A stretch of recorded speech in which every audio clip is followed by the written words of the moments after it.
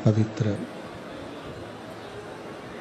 शिव महापुराण की कथा श्रवण करने का सौभाग्य प्राप्त हुआ है।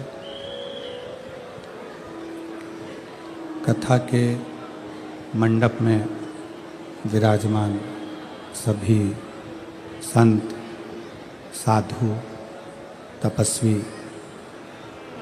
कीर्तनकार एवं कथाकार सभी को नमन करते हुए कथा मंडप में ही विराजमान सभी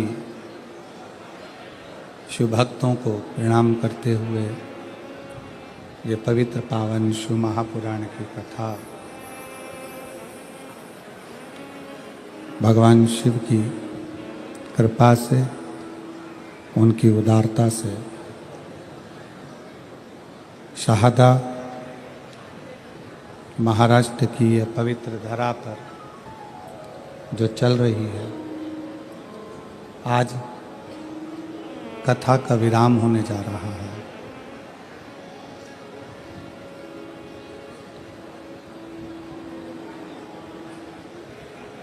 कथा के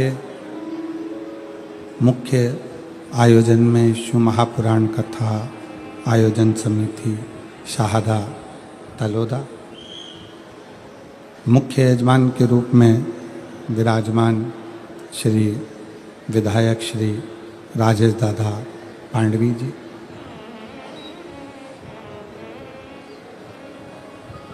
एक बार श्री राजेश दादा पांडवी जी के लिए जोरदार ताली बजाकर स्वागत, वंदन, अभिनंदन। जिन्होंने इस पवित्र पावन शिव महापुराण कथा का दिव्य और भव्य आयोजित किया। पांडवी जी, आपका पूरा क्षेत्र, आपने जो शिव भक्ति की लहर लेकर आए हैं, पूरा क्षेत्र आपसे बड़ा खुश है और बाबा की बड़ी करुणा आप पर बनी है जो ये पवित्र कथा आपके शाहदा क्षेत्र में आई है। उसके लिए साधुवाद है, आपको बहुत बहुत साधुवाद।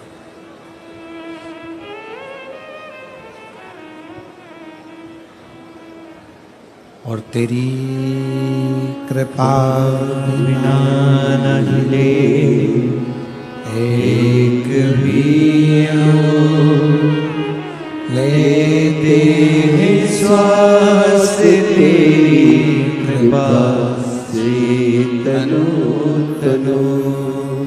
बखान क्या करूं मैं राखोगे ढेर का, चपटी भभूत में खजाना कुबेर का, हे गंगाधार मुक्ति द्वार ओंकार तू, भोले ओंकार तू, आयो शरण तिहारी शंभु कार कार तू।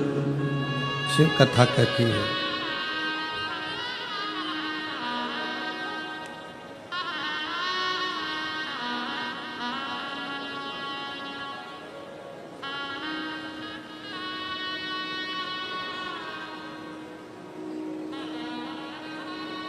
भगवान शंकर में और मां आद्य शक्ति में कोई भेद नहीं।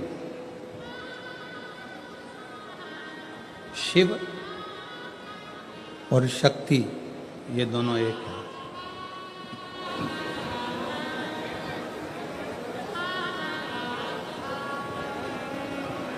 भृंगी ने भेद करा था शिव और शक्ति में। राजा चित्ररथ ने भेद करा था शिव और शक्ति में।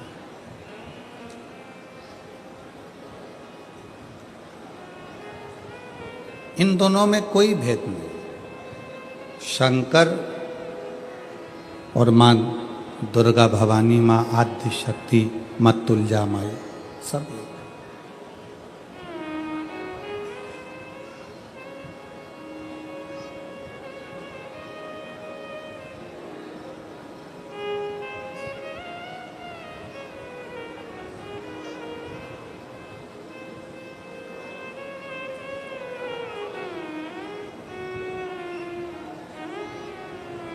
जब युद्ध के मैदान में छत्रपति वीर शिवाजी महाराज, छत्रपति वीर संभाजी महाराज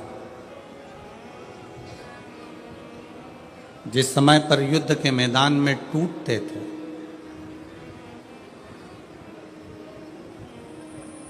तो एक शब्द की गर्जना उस युद्ध के मैदान में होती थी, जय भवानी।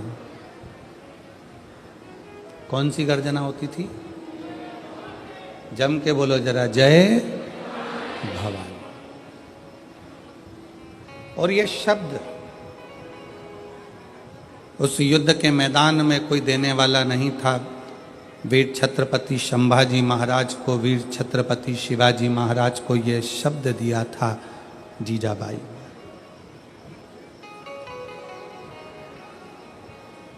और जीजाबाई को ये शब्द किसने दिया था? शायद भारत की भूमि की वो मां जिन्होंने छत्रपति वीर शिवाजी को जन्म दिया, वो जीजाबाई कोई साधारण सी स्त्री नहीं थी।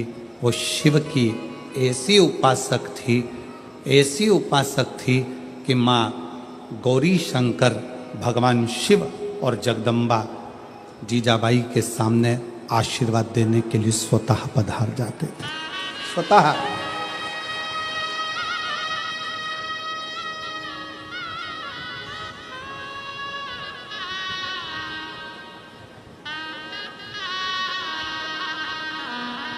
आज भी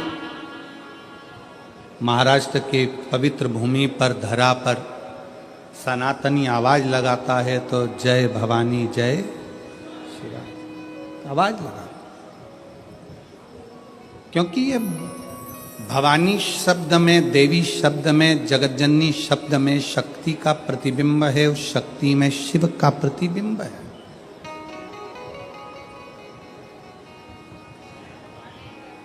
शिव और शक्ति का दोनों का प्रतिबिंब, दोनों।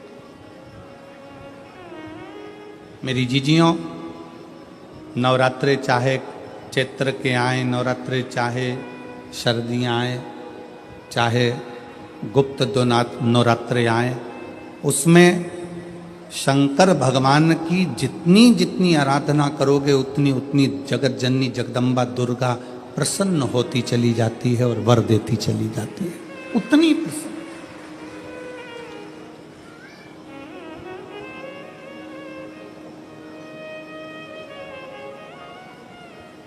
कई लोगों को हमारी बात में कई लोग कहेंगे, गुरुजी हमने निमंत्रण दिया, आप हमारे मंदिर नहीं आए। कोई कहेगा आप हमारे यहाँ नहीं आए, कोई कहेगा आप हमारे मंदिर नहीं पहुँचे, कोई कहेगा आप हमारे यहाँ नहीं आए।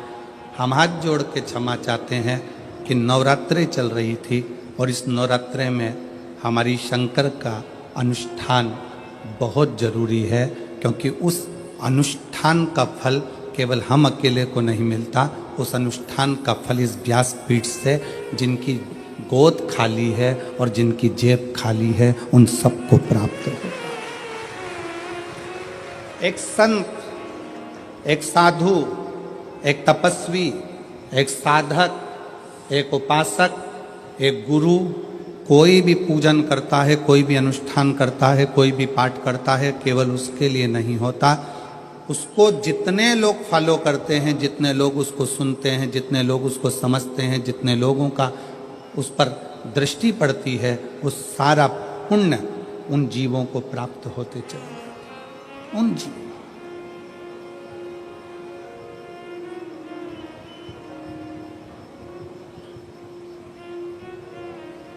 यहाँ पर बुजुर्ग माताएं बैठी होंगी और वो बैठी हुई माता कहती होंगी, जब घर में बड़ा अनुष्ठान होता है तो कहीं जाया नहीं जाता है। बुजुर्ग माताएं जानती हैं।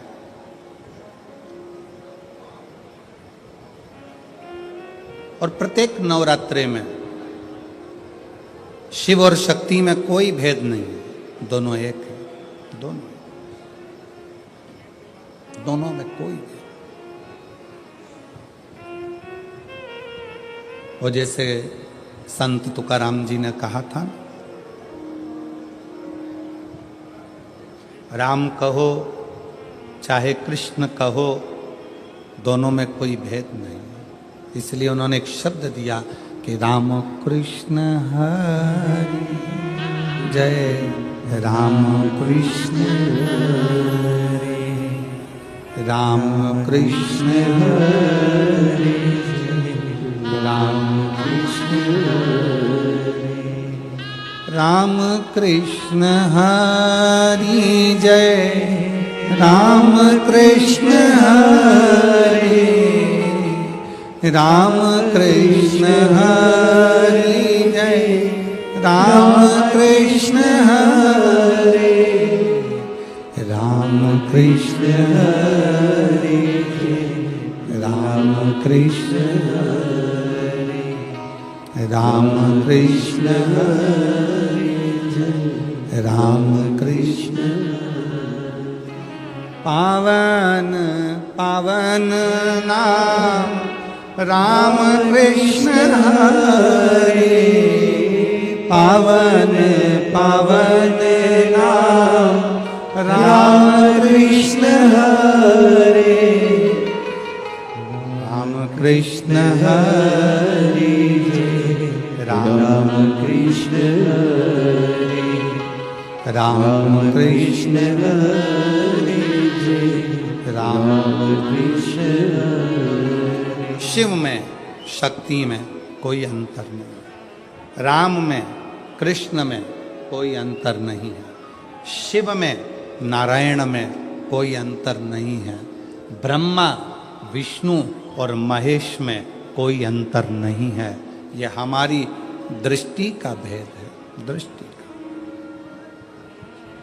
बेसन के लड्डू बना लो, चाहे बेसन की चक्की बना लो, चाहे बेसन की नुक्ती बना लो, उसमें दो चीज़ें बहुत ज़रूरी है। एक घी, जम के बोलो घी, दूसरा बेसन, तीसरा शक्कर।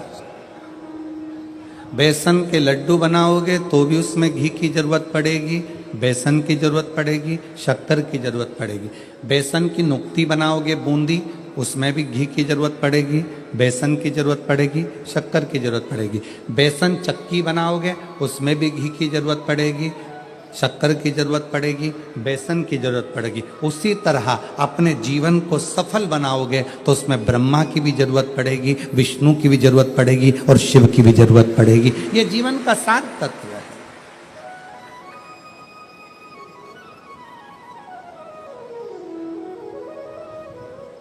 दुनिया कितनी भी भेद कर दे, कोई कहे हम राम वाले हैं, कोई कहे हम कृष्ण वाले हैं, कोई कहे हम नारायण वाले हैं, कोई कहे हम इस वाले हैं, कोई कहे हम उस वाले हैं, आपको भेद नहीं करना।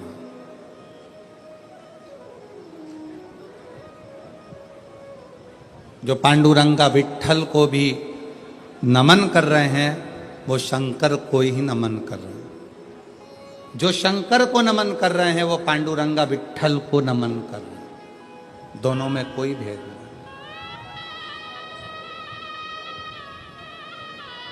आपकी दृष्टि पवित्र रखो, तुझ में रब दिखता है यारा में, हर एक में राम कृष्ण शिव हरि नजर आए, इससे बढ़कर सुख और क्या हो, क्या हो सकता।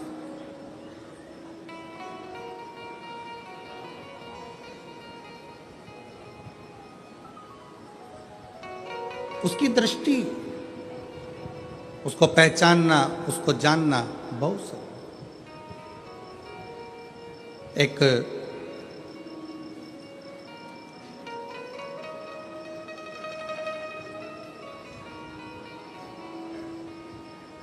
चित्ररथ नाम का एक राजा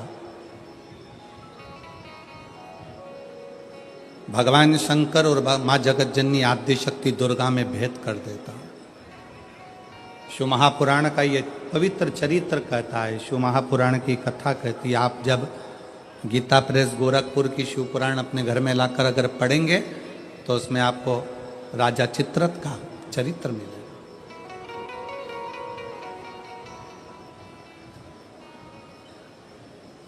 चित्ररथ का चरित्र जब आप दर्शन करेंगे तो राजा चित्ररथ ने शंकर पार्वती जी के सामने जाकर मां आदिशक्ति को शिव जी के नजदीक में उनके गोदी में बैठे हुए देखा। गोदी में। भारत की भूमि पर ऐसे कई मंदिर हैं जिन मंदिर में शंकर जी की गोदी में पार्वती जी को बैठा हुआ दिखाया गया। आप लोगों ने ऐसी मूर्ति का दर्शन कहीं ना कहीं करा ही होगा, आपके स्मरण में हो।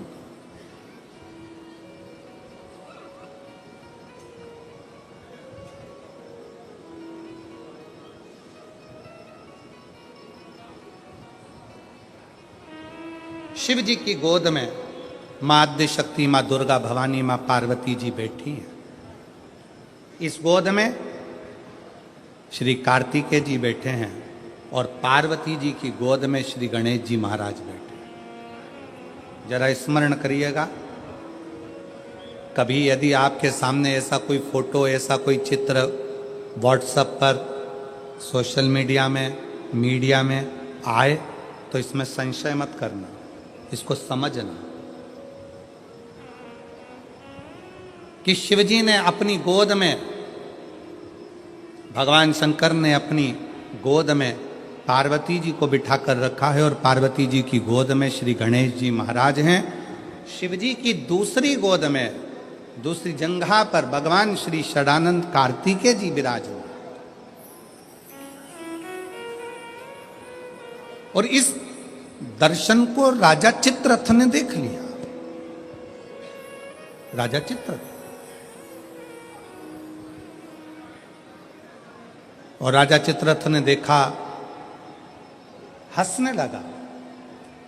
बताओ, जगत का पालनहारा, जगत का पिता और जगत धात्री मां दुर्गा, जगत को चलाने वाला, जगत का देवता, जगत का देव अधिदेव महादेव और जगत जननी दुर्गा, ये कैसे बैठे हैं? ये बैठे कैसे? महाराज,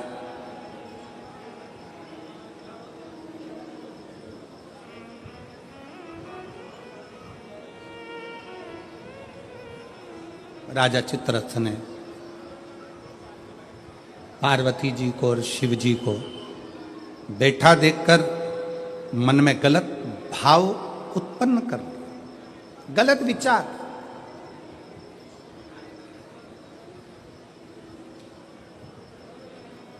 गलत सोच। किसी को पूजन करते समय भी गलत गलत विचार आते हैं। किसी को मंदिर जाते समय गलत गलत विचार आते हैं। किसी को मंदिर में पूजन करते करते गलत गलत विचार आते हैं। किसी को पूजन करते समय गंदगी दिखती है, गलत विचार आते हैं।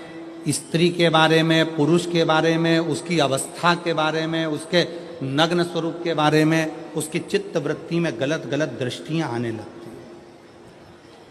गंदा भोजन उसकी दृष्टि में आता है जब वो पूजन करने बैठता है, भजन करने बैठता। कई लोग हैं ऐसे,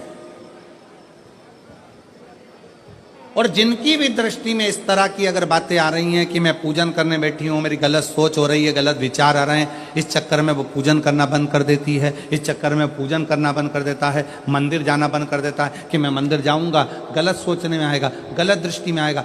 गलत कर नहीं रहा है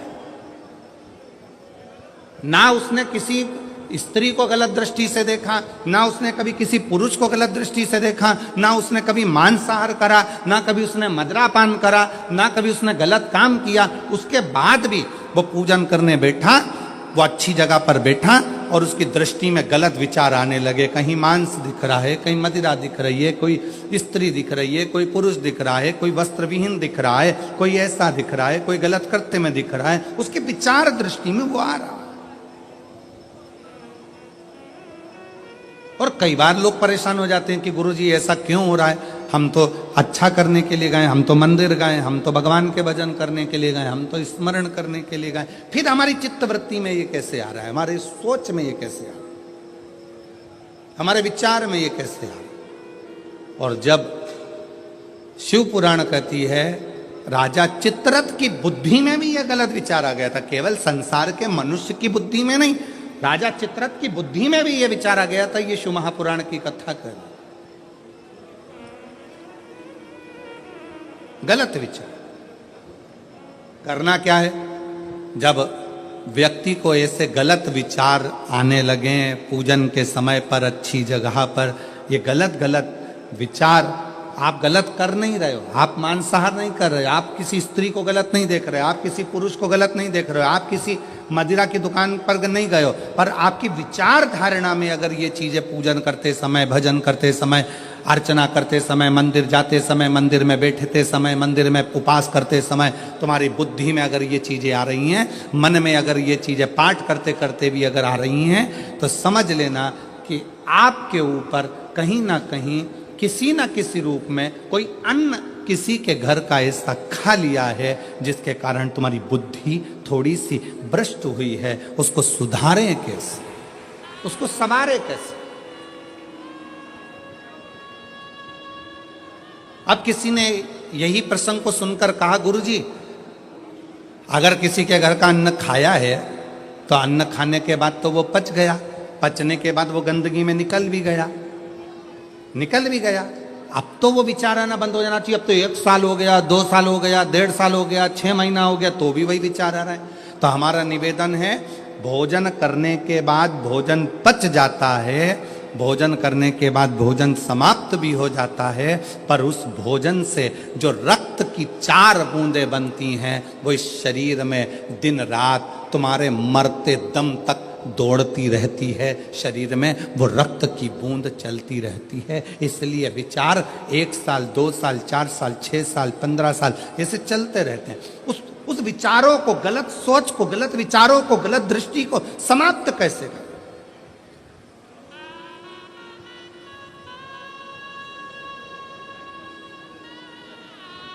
राजा चित्ररथ का चरित्र कर, तब राजा चित्ररथ ने गलत विचार से पार्वती जी और शिव जी को देख लिया, गलत विचार से। शिव जी कुछ नहीं बोले, कुछ नहीं, पर पार्वती मैया ने राजा चित्ररथ को श्राप दे दिया, श्राप। तो शिव जी का इतना बड़ा उपासक होकर, शंकर भगवान का इतना बड़ा भजन करने वाला, इतना भक्ति में डूबने वाला, इतना स्मरण करने वाला राजा चित्ररथ, तू शिव जी का इतना उपासक होने के बाद भी तूने माता और पिता को गलत भाव से देखा है, इसलिए तुझे असुर बनकर जन्म लेना पड़ेगा, राक्षस बनकर। फिर वो चित्ररथ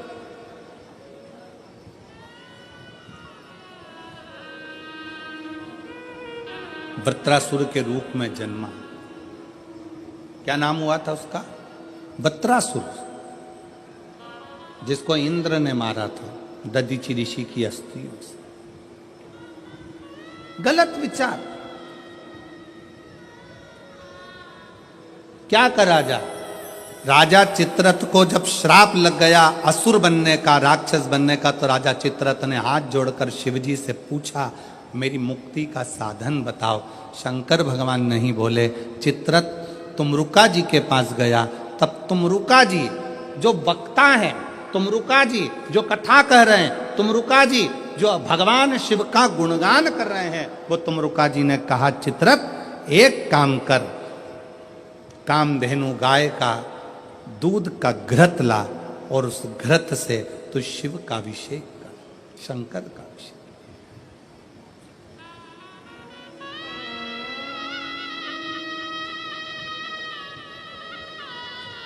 मेरी जीजियों, मेरे जीजाओं, मेरी बेटियों, बेटाओं, मेरी माताओं, मेरे भाई, मेरे बांधव, अपने को भी अगर गलत विचार आते हो, पूजन के समय पर पाठ करते करते गलत जगह पर अपना मन जा रहा हो, तो 5 प्रदोष, एक कटोरी में 1 चम्मच घी गाय का, देसी गाय का 1 चम्मच घी, 1 चम्मच भी ना हो तो आधी चम्मच घी, आधी चम्मच भी अगर घर में ना हो तो 2 बूंद घी, 2 बूंद भी ना हो तो देसी गाय का 1 बूंद घी अपनी हथेली में मध्य में लगाकर, जो शंकर भगवान का,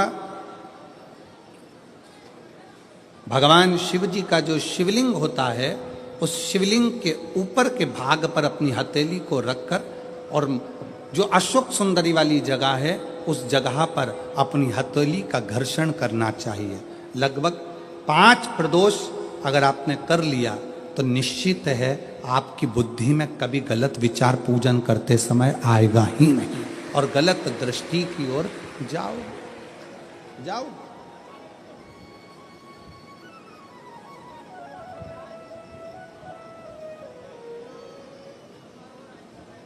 वेद लक्षणा गाय, देसी गौ माता का घृत जीवन को एक आनंदता देता है। आनंद।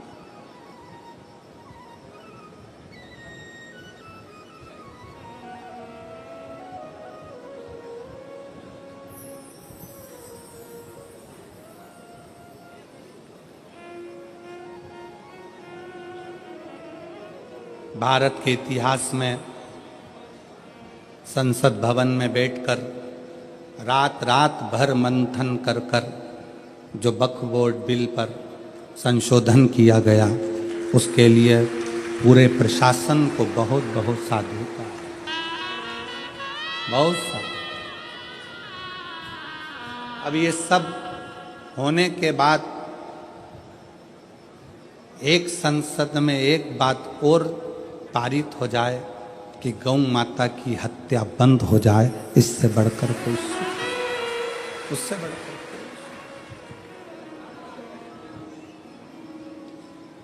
गौ माता का, देसी गाय का घृत, वेद लक्षणा गाय का 1 बूंद घृत हाथ की हथेली पर लगाकर शिवलिंग के ऊपर और अशोक सुंदरी की जगह पर घर्षण करने से जो गलत विचार, गलत सोच, गलत दृष्टि, गलत भाव, ये समाप्त हो जाता,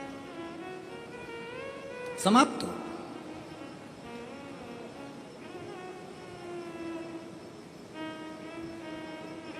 जिसने दिल से शिव की आराधना, राजा चित्ररथ ने पूछा है,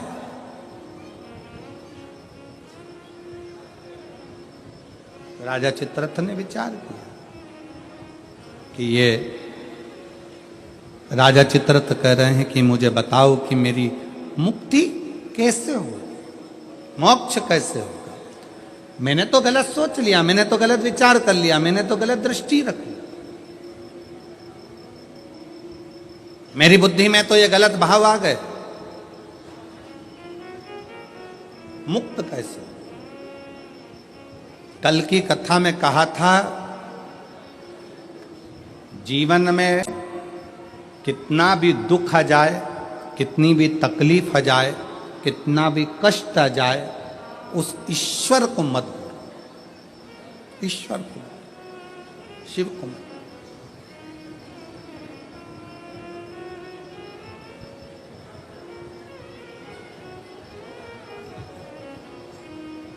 उसको हर पल याद करते हो, उसको हर क्षण स्मरण करते हो, हर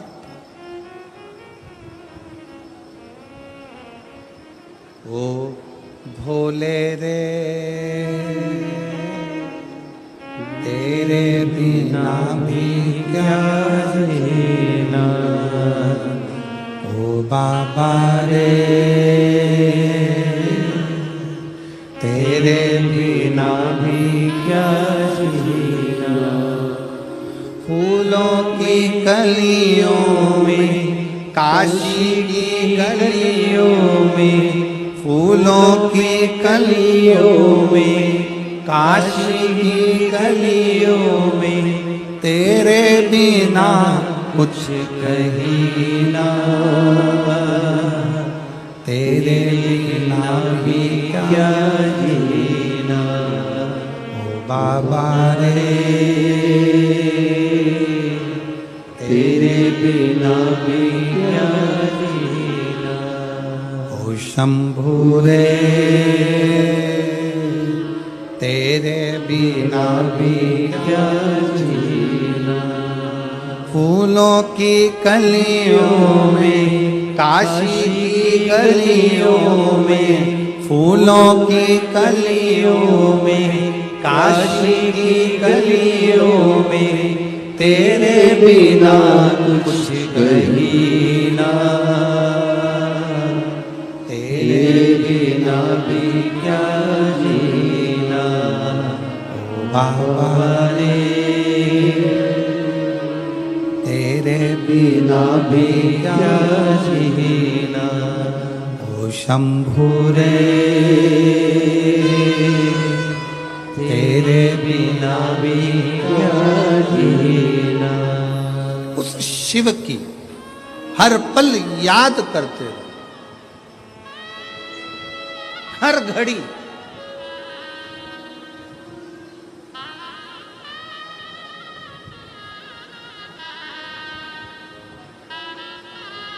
रामायण किस किस ने देखी है टीवी पर? रखो। रामायण किस किस ने पढ़ी है? रामायण किस किस ने सुनी है? राम कथा किस किस ने सुनी है? सबने सुनी है।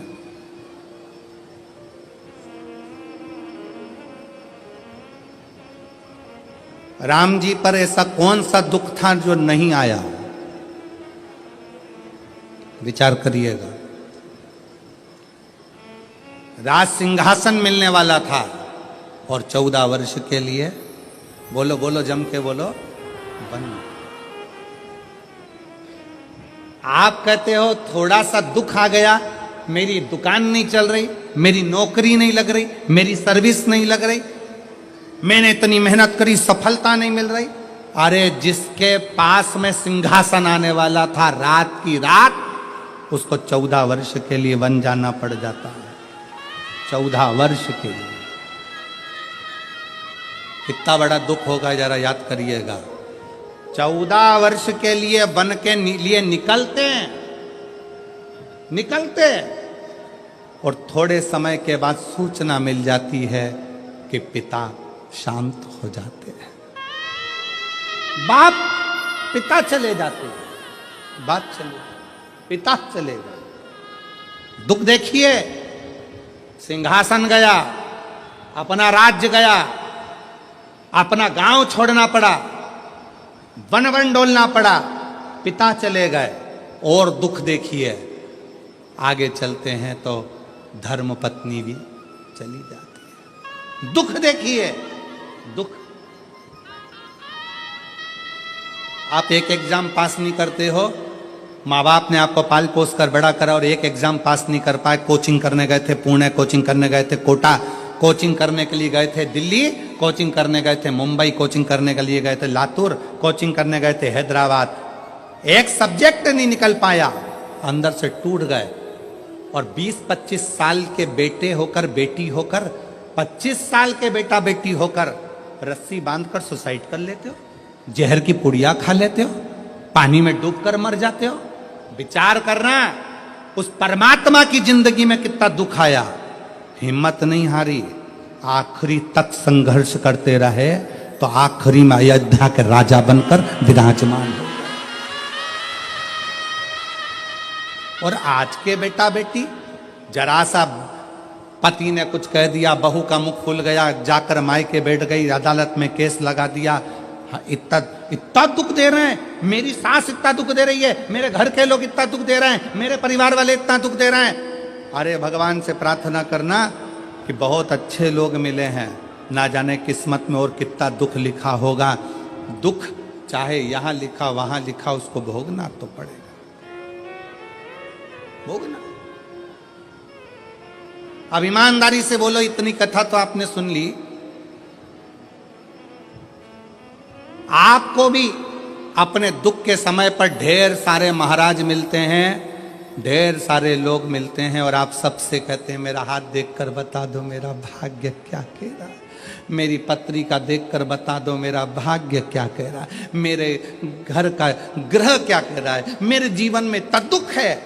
तुमसे ज्यादा राम जी को मिले थे गुरु विश्वामित्र जैसे, वाल्मीकि जैसे, गुरु बाबा, ढेर सारे आंत्री जैसे बड़े बड़े तपस्वी गुरु मिले थे, राम जी ने एक से भी नहीं कहा कि मेरा हाथ देखकर बताना, कि मेरी किस्मत देखकर बताना।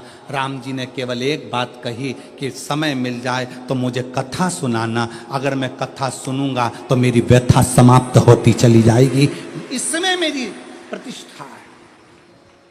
राम जी ने इतने बड़े बड़े विद्वान मिले पर हाथ नहीं दिखाया, राम जी ने इतने बड़े बड़े विद्वान मिले पर अपनी पत्रिका नहीं दिखाई, राम जी ने इतने बड़े बड़े विद्वान मिले, किसी से नहीं पूछा कि मेरा दुख कैसे कटेगा, मेरी पत्नी चली गई, मेरा पिता चले गया, राज सत्ता चली गई, दर दर भटकना पड़ रहा है, 14 साल ठोकरे खा रहा हूं, मेरा भाग्य कैसे बनेगा। राम जी ने किसी से नहीं पूछा। जितने संत के दरवाजे पर राम जी जाते थे, हाथ जोड़कर संत पूछते थे क्या सेवा करें राघव, आपको क्या कहें। राम जी कहते थे बस कथा सुना दो, कथा सुना दो। क्यों? क्योंकि राम जी जानते थे दुनिया की सारी व्यथा केवल शिव कथा ही काट सकती है, इसके सिवाय कोई नहीं काट सकता।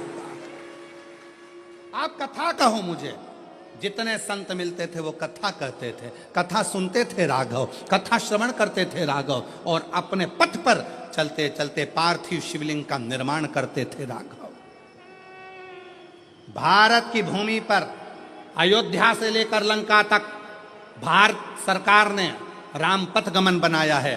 पूरे राम पथ गमन पर चलकर देखिए, जितने राम पथ गमन पर राम जी के मंदिर नहीं मिलेंगे, जितने राम पथ गमन पर हनुमान जी के मंदिर नहीं मिलेंगे, जितने राम पथ गमन पर किसी देवता के मंदिर नहीं मिलेंगे, उतने राम पथ गमन पर केवल शंकर के मंदिर हैं। क्योंकि राम जी जहां रुकते थे वहां शिव का निर्माण करते थे, राम जी जहां रुकते थे वहां शंकर का निर्माण करते थे। क्यों? क्योंकि उनको मालूम है कि व्यथा मिटाने के लिए शिव की कथा बहुत जरूरी है, और शिव की कथा अगर हमारे अंदर आ गई तो व्यथा मिट जाएगी। और वही आज कथा कर रही है। आज शिव महापुराण की कथा क्या कर रही है? ये लाखों की भीड़, पंडालों में जगह नहीं है। आज कम से कम 11 लाख के ऊपर लोग होंगे, 11 से 12 लाख के ऊपर इस शाहदा की भूमि पर भक्त होंगे। पंडालों में जगह नहीं, गाड़ियों पर चढ़े हुए हैं, कहीं कहीं चढ़े हुए हैं, जगह कहीं नहीं पूरे पंडाल के अंदर। और इतनी भीड़ आज क्यों बैठी है? उसको मालूम है कि अब हम सब दूर भटक कर देख लिए, इसलिए राम जी को भी कथा ने ही व्यथा मिटाई थी, और हमारी भी जिंदगी में शिव कथा व्यथा मिटा देगी, तकलीफ मिटा देगी, कष्ट मिटा देगी, दुख मिटा देगी। वो व्यथा मिटाने के लिए शिव तत्व की कथा बहुत जरूरी, बहुत बहुत। फूलों की कलियों में, काशी की गलियों में, फूलों की कलियों में, काशी की गलियों में, तेरे बिना कुछ कहीं ना, तेरे बिना भी क्या जीना, ओ बाबा रे, तेरे बिना भी क्या जीना, ओ शंभू रे, तेरे बिना भी क्या जीना। दुख किसके जीवन में नहीं आता? अच्छी दुकान चलते चलते बंद हो जाती है, फैक्ट्री चलते बंद हो जाती है, व्यापार चलते बंद हो जाता है, परिवार टूटने की कतार पर आ जाता है, भाई भाई का द्रोही हो जाता है, परिवार नाते रिश्ते कुटुंब कबीले सब बुरे होते चले जाते हैं। जब दुख आता है सब साथ छोड़ जाते हैं। उस दुख में ये विचार मत करना कि मुझे सुसाइड करना है, मरना है, या ये करना है या वो करना है। नहीं, दुख का सामना करना, सामना।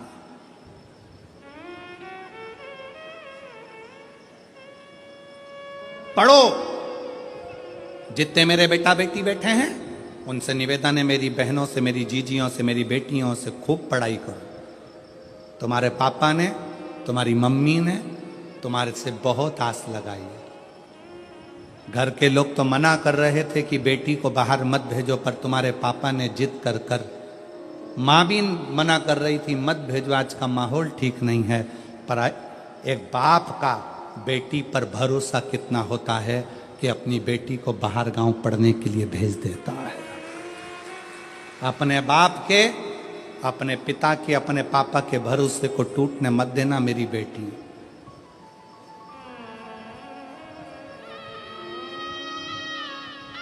मेरे बेटा, तुम्हारे पापा की जेब में इतना पैसा नहीं है कि तुम्हें बड़े बड़े कोचिंग सेंटर भेजे, बड़े बड़ा डिप्लोमा कराए, बहुत अच्छे शहर में पढ़ने भेजे, बहुत अच्छा कॉलेज, बहुत अच्छा स्कूल में एडमिशन कराए। तुम्हारे पापा की जेब में इतना पैसा नहीं है। पर मेरे बेटाओं, याद रखना, तुम्हारा पापा ना जाने कहाँ से मेहनत कर कर तुम्हारा पिता ला ला कर तुमको पढ़ा रहा है, तुम्हें मंजिल तक पहुंचा रहा है। वो खुद नहीं पढ़ पाया, खुद आगे नहीं बढ़ पाया, पर अपने बेटे से उसको बहुत आस लगी है। इसलिए बेटा याद रखना, खड़े होना तो सनातन धर्म की लाइन में खड़े होना, खड़े होना तो शिवालय की लाइन में खड़े होना, किसी दारू की दुकान पर मत खड़े हो।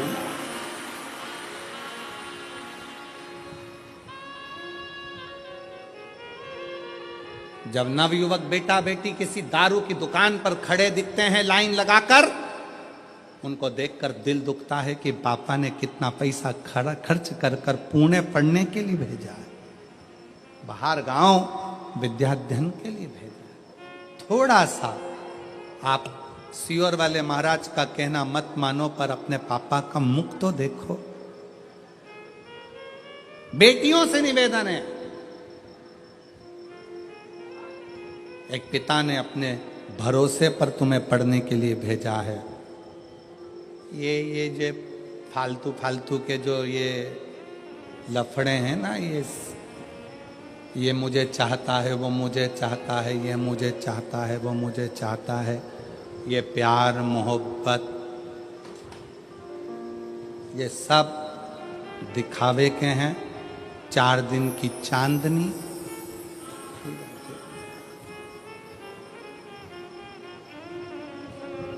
जो कहता है मैं तुझे रानी बना कर रखूंगा, घर लाते से ही नौकरानी बना देता। इसलिए सावधान, सावधान। अपने पिता के अरमानों को टूटने मत दो। किसी आड़े तेड़े नत्थु खेरे की ओर तुम्हारी दृष्टि ना जाए। अपने अरमानों को, अपने पिता के अरमानों को ध्यान रखो। गलत सोच जा रहा है, गलत दृष्टि जा रही है, गलत जगह अपना मन जा रहा है, तो देसी गाय का घृत थोड़ा सा हाथ में लगाकर, भले 1 चम्मच ना हो, 1 कटोरी ना हो, आधी चम्मच भी ना हो तो 2, आधी चम्मच ना हो तो 2 बूंद ना हो तो 1। जैसे संत कहते हैं ना, 24 घंटा भजन करो, 24 घंटा नहीं कर पाओ तो 12 घंटा करो, 12 घंटा भजन नहीं कर सकते तो 6 घंटा करो, 6 घंटा भजन नहीं कर सकते तो 3 घंटा करो, 3 घंटा भजन नहीं कर सकते तो 1.5 घंटा करो, 1.5 घंटा नहीं कर सकते तो 1 घंटा, 1 घंटा भगवान को याद नहीं कर सकते तो आधा घंटा करो, आधा घंटा भगवान का भजन नहीं कर सकते तो 15 मिनट, 15 मिनट नहीं कर सकते तो 5 मिनट, 5 मिनट नहीं कर सकते तो 2 मिनट, 2 मिनट भगवान का भजन नहीं कर सकते तो 1 मिनट, और 1 मिनट में भजन नहीं कर सकते तो चुल्लू भर पानी में डूब मरो।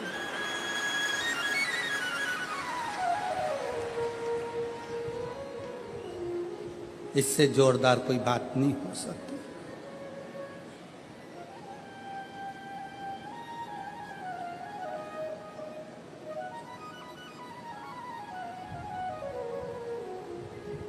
कितनी 20 दिन की तैयारी देखो आप। मैं पांडवी जी को, माननीय विधायक महोदय जी को और उनकी पूरी समिति को धन्यवाद देता हूँ, बहुत बहुत धन्यवाद। और मेरे शहादा की, मेरी जीजियों, मेरे जीजाओं, मेरी बेटियों, मेरे बेटाओं और शहादा के आसपास के जितने भाई बहन जिन्होंने पानी पिलाया, जिन्होंने घर से शरबत बना कर लाए शरबत पिलाया, रसना घोल कर लाए रसना पिलाया, घर से खिचड़ी बना कर लाए खिचड़ी खिलाई।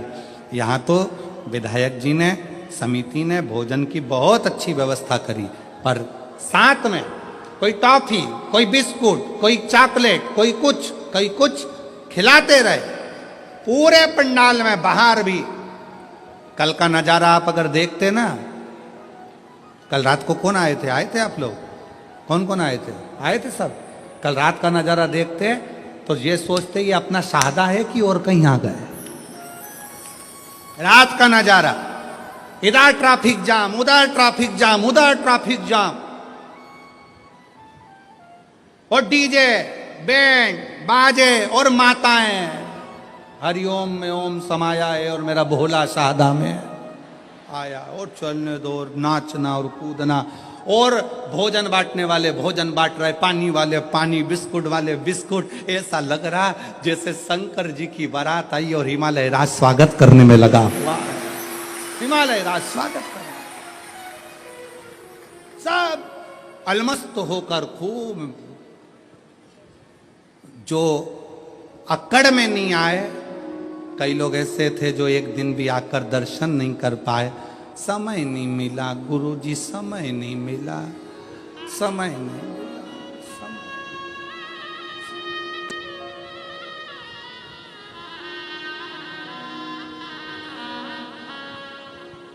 अरे भाई, इससे अच्छा समय और क्या होगा? बताओ जरा, ईमानदारी से बोलो, इससे अच्छा समय क्या होगा?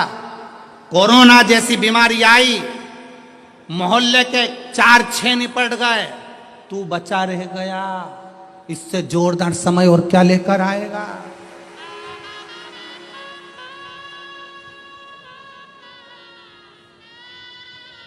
तू बचा रह गया।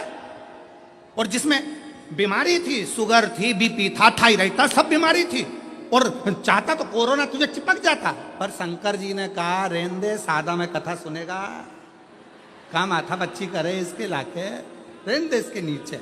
और उसके बाद भी क्या समय नहीं मिला, तो भगवान ने भी कह दिया ठीक है।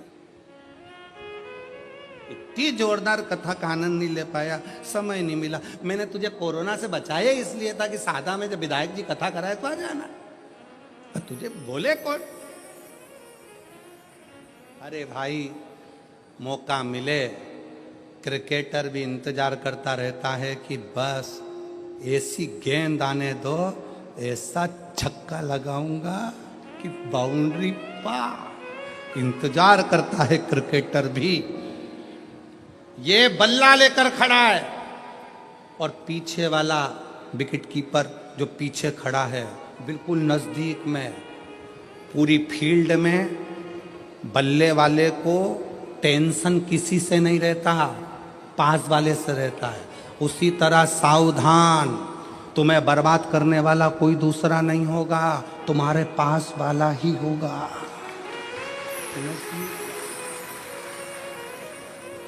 वो गेंद फेंकेगा तब तक तो दौड़ जाओगे, उधर से गेंद आएगी तब तक भाग जाओगे, एक रन बना लोगे। टेंशन पीछे वाले से है, बिल्कुल पास में खड़ा है, तैयारी में, गेंद आए और दूं विकेट में। बस ऐसे संसार के कई लोग इंतजार कर रहे हैं। खूब उड़ रहा है, खूब आगे बढ़ रहा है, गिरने दे विकेट, और इंतजार करते हैं रिश्ते नाते कुटुंब कबीले, एक बार डाउन में आ, ऐसी ऐसी उड़ाऊंगा कि डीजे भी हल्के पड़ जाएंगे और सारे मोहल्ले में डोंडी पीट जाऊंगा। वो तो ऐसा था। कहां? इसलिए हर दिन, प्रत्येक दिन आपके लिए अच्छा है। ये मत सोचो कि दान मुझे कल करना है, भजन मुझे कल करना है, परसों करना है, कल कभी नहीं आता। इसलिए आज का जो दिन है वो बड़ा सुंदर दिन है। दान भी करो, भजन भी करो, कीर्तन भी करो, स्मरण भी करो, भोजन भी करो। अभी अपने दांत अच्छे हैं, सोफा सेट पूरा अच्छा है, तो चने गुड़ सब खाओ। मक्का की रोटी, ज्वार की रोटी, बाजरा की रोटी हमारे अग्रवाल जी ने रोज खवाई।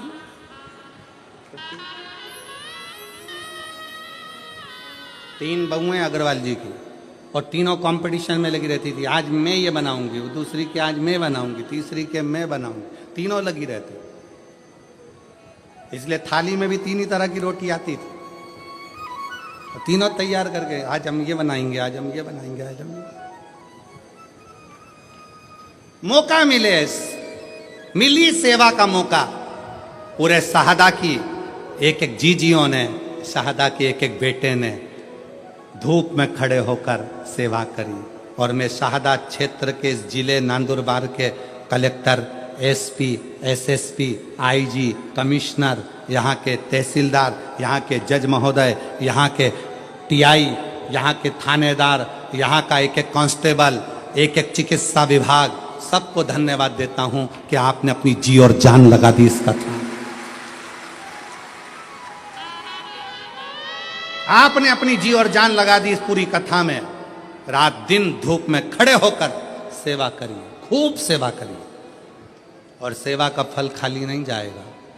जितना इनको मिलेगा उतना की उतना ही सेवा करने वाले उन कांस्टेबलों को भी प्राप्त होगा, चिकित्सा विभाग को भी प्राप्त होगा। ये आपकी मेहनत है, ये आपका परिश्रम है। और खाली ना जाता कोई दर से तुम्हारे, खाली न जाता कोई दर से तुम्हारे, मैं भी खड़ी हो नंदी बाहे फसारे, अपने हृदय से लगा लगा लो, गिरा जा रहा हो, उठा लो भोले अपने दर से, अब तो न टालो, गिरी जा रही हो, उठा लो एक विश्वास। चित्ररथ ने पूछा, शिव महापुराण की कथा कहती है, राजा चित्ररथ का चरित्र कहता है, मैंने गलत दृष्टि से सोच लिया, मैंने गलत दृष्टि से विचार कर लिया, मैंने गलत दृष्टि से देख लिया, इसलिए अब मैं कैसे शिव को रिझाऊं? मुझसे पाप हो गया, पाप कर्म हो गया।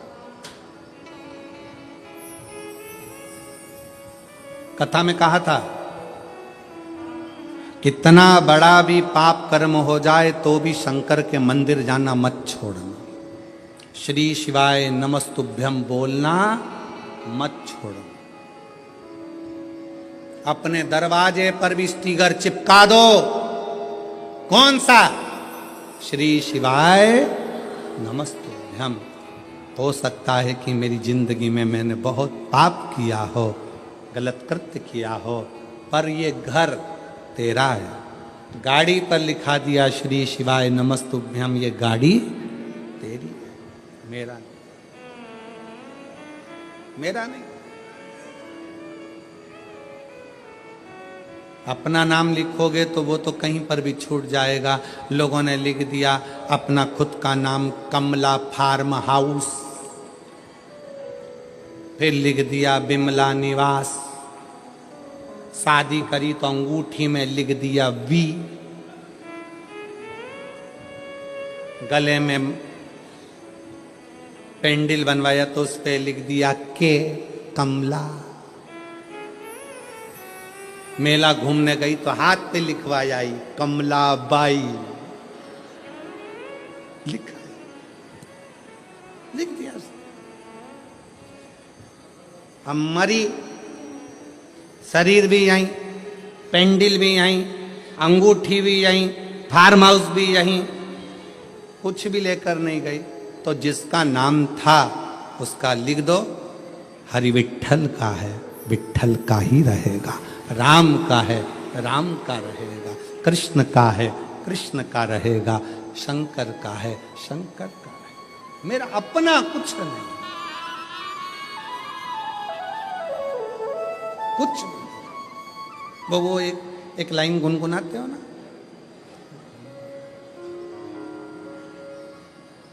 भंवरे ने खिलाया फूल, फूल को ले गया।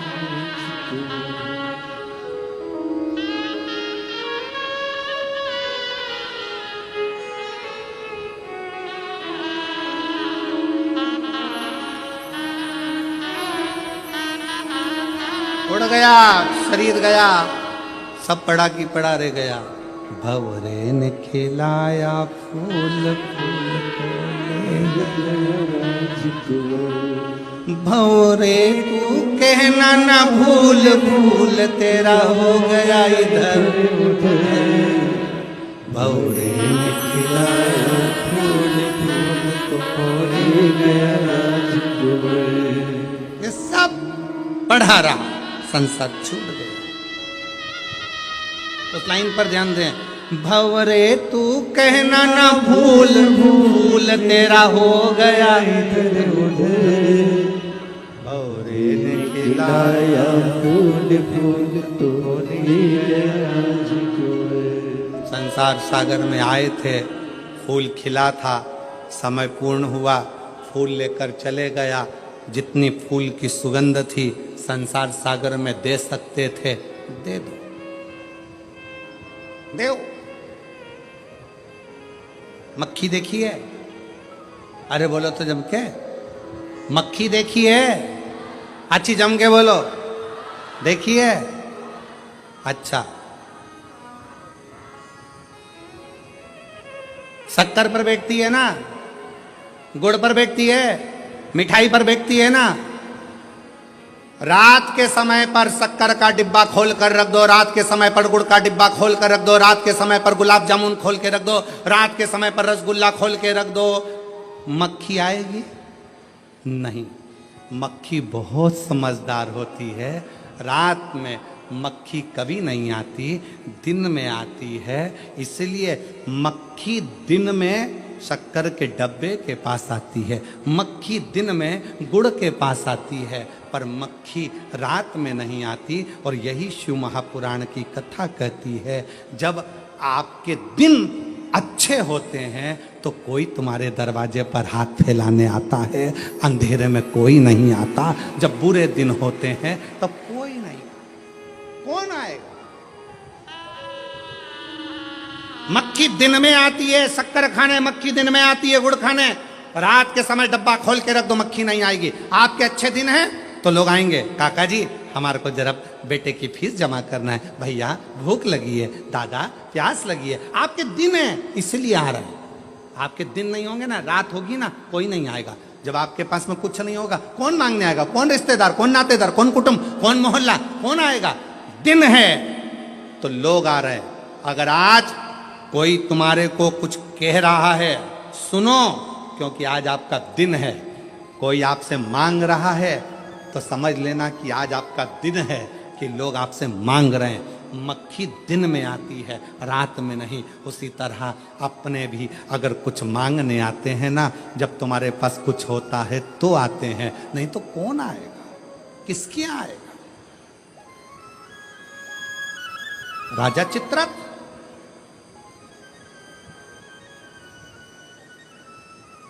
और राजा चित्ररथ ने हाथ जोड़कर प्रार्थना करी, मेरी गति सुधार, गति, गलती हो गई, इस गलती को कैसे सुधारें? कहा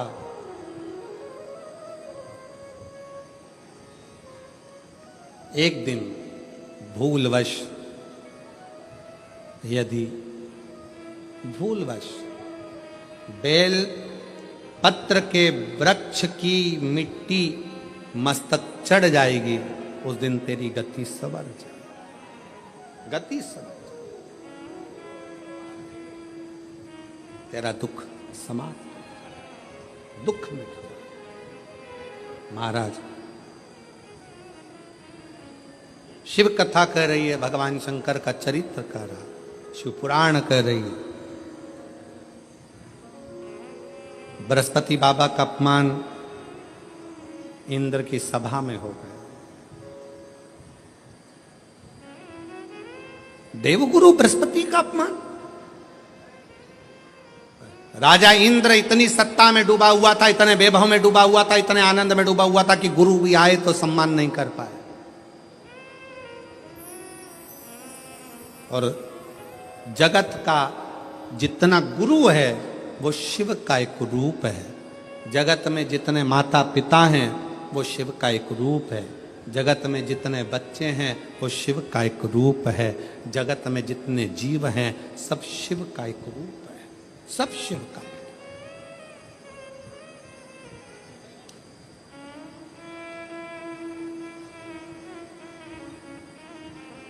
देव गुरु बृहस्पति जी का अपमान हो गया,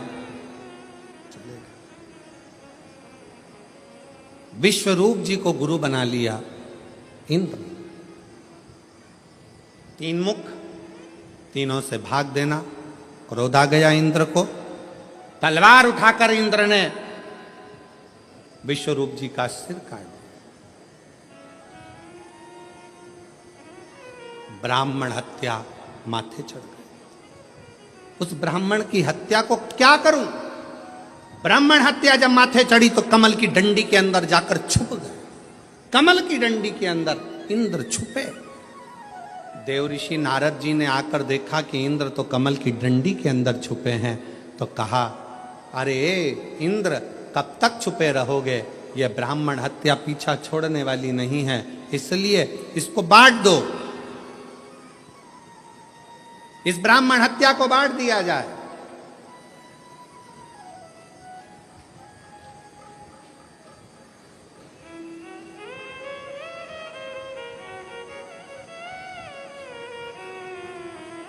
पाप कैसे बंटता है?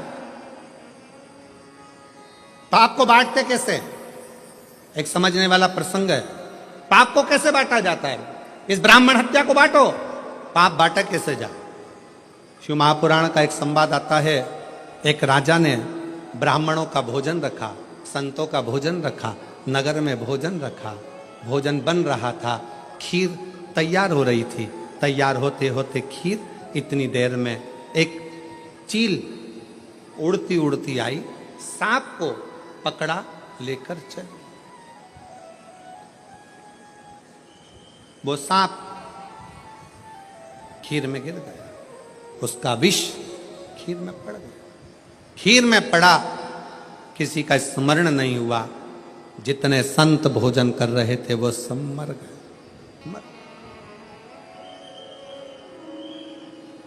प्राण छूट गए। धर्मराज के यहां केस पहुंचा और धर्मराज के यहां पर बात पहुंची। धर्मराज जी से पूछा गया, बताओ इतने सारे संत और ब्राह्मण मरे हैं, इनका पाप किसके माथे पर दोगे? चील अपना पेट भरने के लिए भोजन ले जा रही थी, उसको सांप खीर में गिरा, उसको जो भोजन बना रहा था उसको, या जो भोजन करा रहा था उसको, या राजा जिसने भोजन ब्राह्मणों को खिलवाया उसको, जिसने निमंत्रण दिया था। धर्मराज मौन होकर बैठ गए। समय आएगा तब इस पाप को किसके माथे पर चढ़ाना है वो बता दिया जाए। ये ब्राह्मणों के मरने का पाप किसके माथे पर देना है, समय आएगा तब बता दिया जाएगा। इंतजार किया गया। इंतजार करते करते नगर की एक महिला ऐसी थी, एक स्त्री ऐसी थी जो दिन रात राजा को कोसती थी। बताओ कैसा खोलला राजा है, इतने बामनों को खा गया, ब्राह्मणों को खीर खिला दी, ब्राह्मण मर गए, संत मर गए, संत मर गए, राजा ऐसा, राजा वैसा, राजा ऐसा, राजा वैसा, खूब कोसती। अब फिर धर्मराज से पूछा, अब बताओ कि ब्राह्मणों के मरने का, संतों के मरने का पाप किसके माथे पर रखना है? तो धर्मराज ने कहा, जो ये स्त्री राजा की निंदा कर रही है ना, गालियां दे रही है ना, इसी के माथे पर ये पूरा के पूरा पाप चढ़ा दिया जाए। पूरा पाप, पूरा पाप। ऐसी गलती हम लोग भी करते हैं। ऐसा नहीं कि नहीं करते। मंदिर कोई पूजन करने जा रही है ना, कोई मंदिर में अगर एक लोटा जल चढ़ाने जा रही है ना, कोई मंदिर में दिया लगाने जा रही है ना, कोई पशुपतिनाथ का व्रत करने जा रही है, कोई प्रदोष का दर्शन करने जा रही है, कोई मंदिर में झाड़ू लगाने जा रही है, कोई मंदिर में सफाई करने जा रही है, तो कई माताएं उस पर ताना कसती हैं, ये चली सती सावित्री। ये देखो, ये चली, इतनी बंठन के जाने की जरूरत क्या है? मंदिर जा रही। ऐसा ना जाने कितने कितने लोग दिन भर बैठे बैठे दुकान पर व्यापार में ना जाने कहां मंदिर जाने वालों को, कथा में जाने वालों को, सत्संग में जाने वालों को कोसते रहते हैं, और उसके जीवन का सारा पाप उसके माथे चढ़ जाता है और उसका पुण्य समाप्त होते चले जाता है। अच्छा कहो, वाणी ऐसी बोलिए, जम के बोलो जरा, जो मन का आपा खोए। फिर से बोलो, वाणी ऐसी बोलिए जो मन का आपा खोए। पर आज के जमाने में वाणी ऐसी बोलिए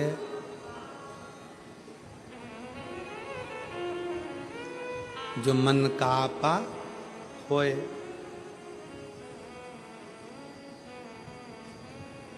सोच समझकर, विचार कर कर अच्छा बोलने का प्रयास करो। अच्छा,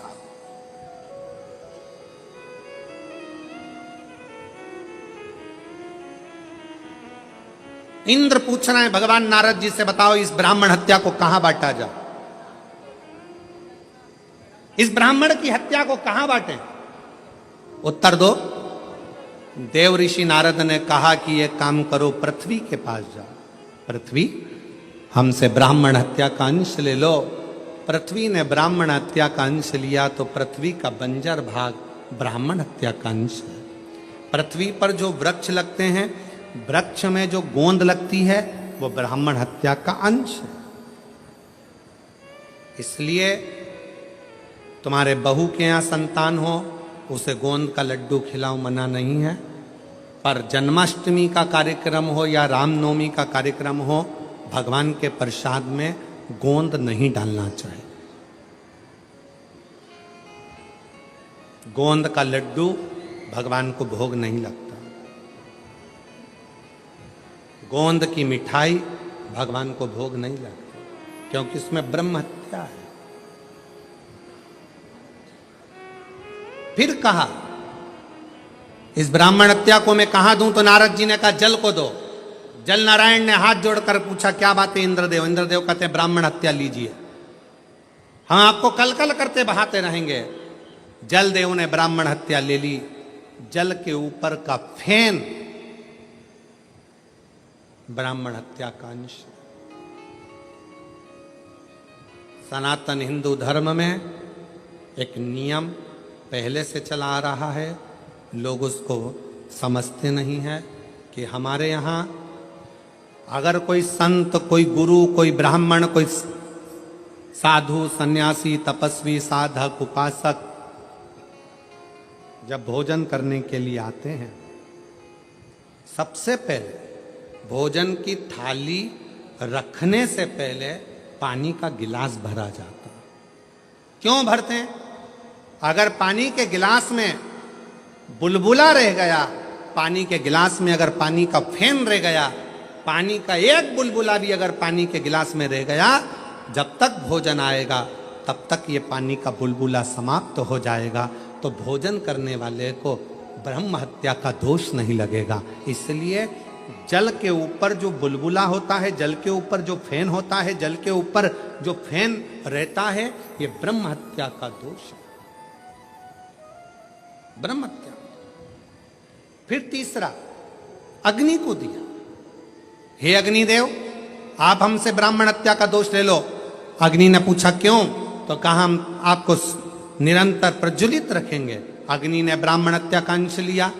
अग्नि की जो नीली लपट रहती है, अग्नि की जो पीली लपट है, पीले कलर की जो लो है, वो देव भाग है। और यज्ञ करते समय जब ब्राह्मण यज्ञ करवाते हैं, प्राण प्रतिष्ठा करवाते हैं, बड़े बड़े हवन करवाते हैं, तो आपने ब्राह्मणों को देखा होगा, आहुतियां छुड़वाते हैं। आहुतियां छोड़ते समय ओम ब्रह्मवे स्वाहा, नारायणाय स्वाहा, स्वाहा स्वाहा स्वाहा, इतने लोग जब आहुतियां देते हैं तो अग्नि की लपट बहुत ऊंची जाती है। जैसे ही अग्नि की लपट ऊंची जाती है, चतुर विद्वान अपने पास में दूध दही मिलाकर रखता है, उसमें से एक लोटा भरता है और यज्ञ अग्नि में डाल देता है। हवन करने वालों को खुशी क्या होती है कि इतनी तेज आंच हो गई, पर ब्राह्मण देखता है, विद्वान देखता है, आगे अगर ज्यादा ऊंची जाएगी उसमें नीली लपट आ जाएगी, नीली लपट आ गई तो उसमें ब्राह्मण हत्या लग जाएगी, यज्ञ खंडित हो जाएगा। यज्ञ करता ब्राह्मण ये देखता है अगर इसमें नीली लपट आ गई तो हमारी प्राण प्रतिष्ठा, हमारा यज्ञ, हमारा अनुष्ठान खंडित हो जाएगा। इसलिए आहुति देते समय ब्राह्मण अग्नि पर ध्यान देता है। आगी ज्यादा ऊंची हुई, उसने तुरंत एक लोटा दूध दही भरा और यज्ञ कुंड में डाल दिया, जिससे आग नीची हो जाए, अग्नि नीची हो जाए। अग्नि जैसे ही बढ़ेगी तो उसमें पीली लपट की जगह ऊपर नीली लपट आ जाएगी, और नीली लपट आई कि उसमें ब्राह्मण हत्या लग गई, और ब्राह्मण हत्या लगी कि वो यज्ञ खंडित हो गया, उस यज्ञ का प्रमाण ही नहीं रहा।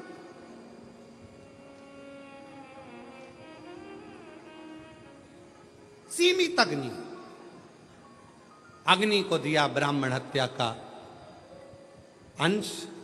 अब किसको दूं नारद? नारद जी ने कहा एक काम करो, स्त्री को दे दो। स्त्री से कहा आपको हम ब्राह्मण हत्या का अंश देते हैं, आप ले लीजिए, मेरा फायदा क्या है? कहा आपको प्राण छूटने तक हम सुंदर बनाकर रखेंगे। स्त्री ने कहा ठीक है, युवान अवस्था आपकी बनाकर रखें। स्त्री ने ब्राह्मण हत्या का अंश लिया। स्त्री का रजस्वला होना, रजोधर्म धारण करना, 5 दिन 7 दिन स्त्री जो कार्य नहीं करती है, ये रजोधर्म ब्रह्म हत्या का अंश है। 4 स्थान पर ब्राह्मण की हत्या को इंद्र ने बांट दिया। तब इंद्र कमल की डंडी से बाहर निकले, सिंहासन पर बैठने लगे। तब त्वष्टा बाबा ने यज्ञ कर कर वत्रासुर को उत्पन्न करा। ये वही वत्रासुर है जो शंकर और पार्वती में भेद कर दिया था, गलत दृष्टि से देख लिया था। वत्रासुर ने शिव जी से मांगा था, प्रभु मेरा कल्याण कैसे होगा? कहा दधीचि ऋषि जो मेरे उपासक हैं,